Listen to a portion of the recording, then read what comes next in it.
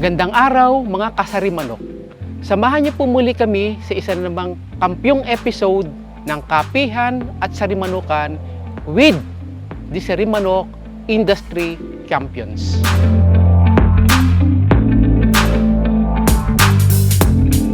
Makasama niyo po ako muli upang ibigay ang mga certified Sarimanok broiler farms na magbibigay ng kanilang istorya, hamon at tagumpay sa pagmamanukan.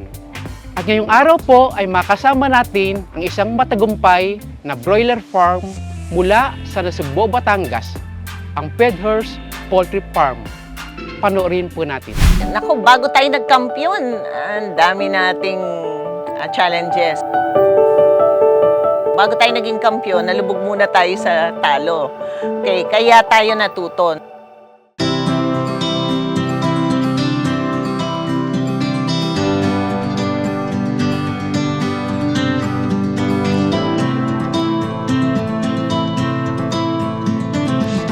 Nag-umpisa po kami sa broiler farm around 8 years ago. Sa pag-uumpisa po ng broiler farm, we have to study ano po ba yung environment. So, it will impact whatever great or small, that community. So, kaya po natin tinignan yung scale na ito. Ito po yung pinakamaganda na pag-umpisa natin, 3 building or 108,000 capacity. Let's just say ang Pedhurst Poultry Farm ay nag-umpisa nung panahon na high-tech na ang poultry. High ventilation ang ating technology na in-incorporate. Sa pagsasagawa nito, kailangan mo rin ng mga taong high-train.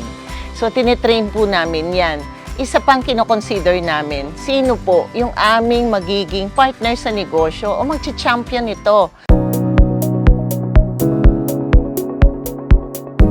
Bago tayo naging kampiyon, nalubog muna tayo sa talo.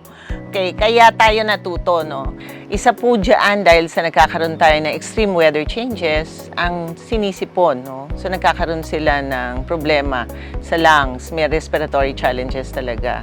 Marami po tayong pwedeng gawin dahil yan pwede nating i-control.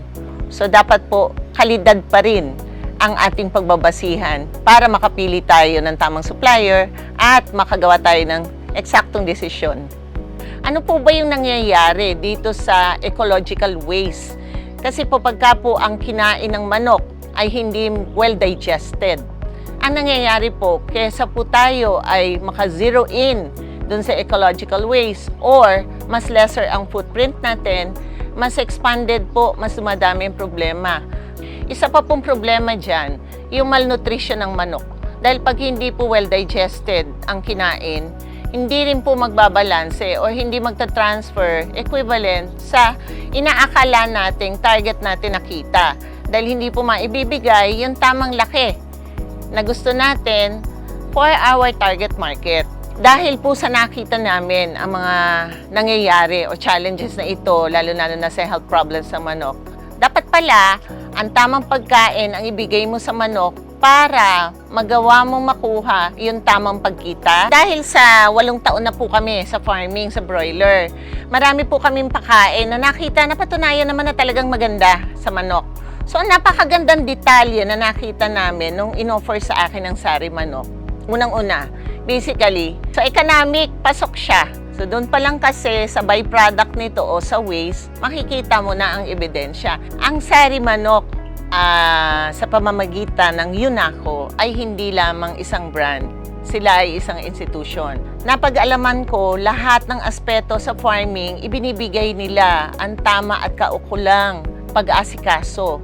Meron kaming eksakto at fitted assistance, lalong-lalo na mga doktor ng UNACO ay tinitignan ang every grow cycle namin.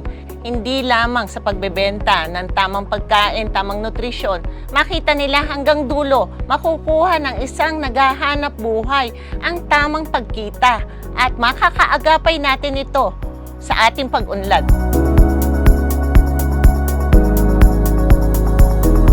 Maraming salamat, Ma'am Becky Topacio, sa pagbabahagi ng iyong mga karanasan sa iyong broiler farm. Sa umpisa, maraming problema silang naranasan.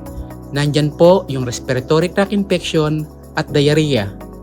Ito po yung mga bagay na dapat nating tandaan upang maiwasan po ito. Una, siguraduhin po natin na kumpleto ng bakuna ang mga sisiw na manggagaling sa hatchery at dapat din po tayong magbakuna sa farm sa edad na 8 hanggang 12 araw. Dapat din po ang ating mga manok ay hindi nasosobrahan ng init at hindi rin po dapat nasosobrahan ng lamig. Panghuli po ay dapat gumamit tayo ng may kalidad na feeds. Sabi nga po ng ilang magagaling na commercial grower, wala raw pong pangit na sisiw sa magandang feeds. Tandaan nyo lang, mataas na kalidad ng feeds at may angkop na nutrisyon ang pangako ng Sarimanok sa inyo. Dito lang sa Kapihan at Sarimanukan with the Sarimanok Industry Champions.